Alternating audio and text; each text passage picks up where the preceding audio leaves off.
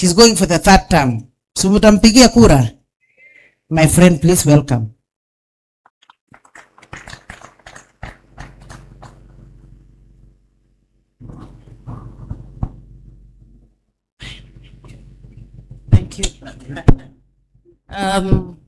Thank you, my dear sister. My name is Obara, and as she has said, I'm the MP for Kabondo Kasipul. And for over 10 years, we lived together as neighbors on Galana Road.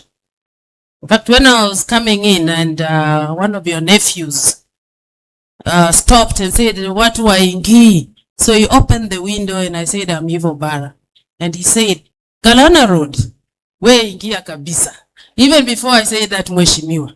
So Obara was poleni sana. Poleni. Kanisa nimefurahi kuwa na bishop wangu. Mimi pia ni wa ACK, Anglican Church. Kanisa yangu ni Gotrateng huko Kabondo Kasipul. Lakini pale nilizaliwa ni St. Christopher Koru.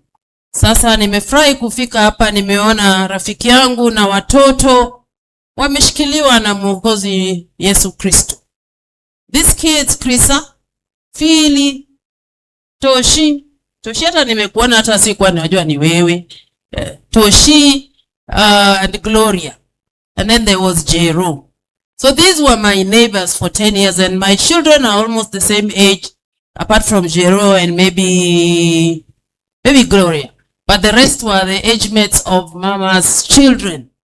And I was widowed at a very young age at the time when she was living next to me. And Dr. Obwaka, who is here, may God rest his soul in eternal peace, actually played that role of a father. As he was disciplining these boys, he was helping me to discipline my boys. My boys were 2 and 1 girl. There's Linda, I think you saw her. There's she came to see you from Lagos. There was Brian and there's Kevin. And they've passed their remarks, their regards. Toshi, I saw you saying, well, ujui, but I remember you and Brian came up with a magazine. You remember? Of cartoons. And you were so passionate about that magazine. I used to work in the publishing industry before I became an MD. And Toshi and Brian came and they wanted this thing published. The only person who was encouraging them, not us, but Daktari.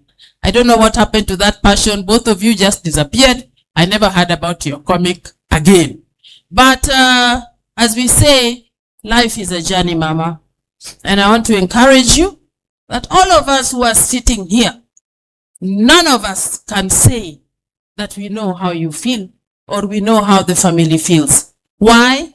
Because loss is a very personal thing. And what you feel, we can only imagine. The pain of loss. It is so personal that we can only imagine.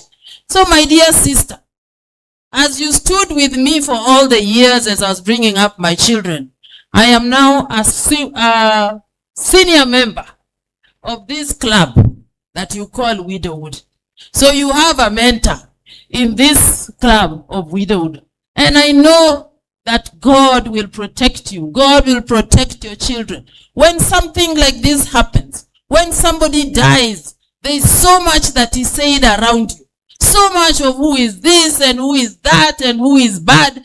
But please, all this will end. Zitaisha na mtaishi kwa amani na kila mtu kwa boma. Mimi nimeomba. May God rest Daktari's soul in eternal peace. And again I say, may God give you strength and courage to bear this loss. Thank you very much, my sister, and take care.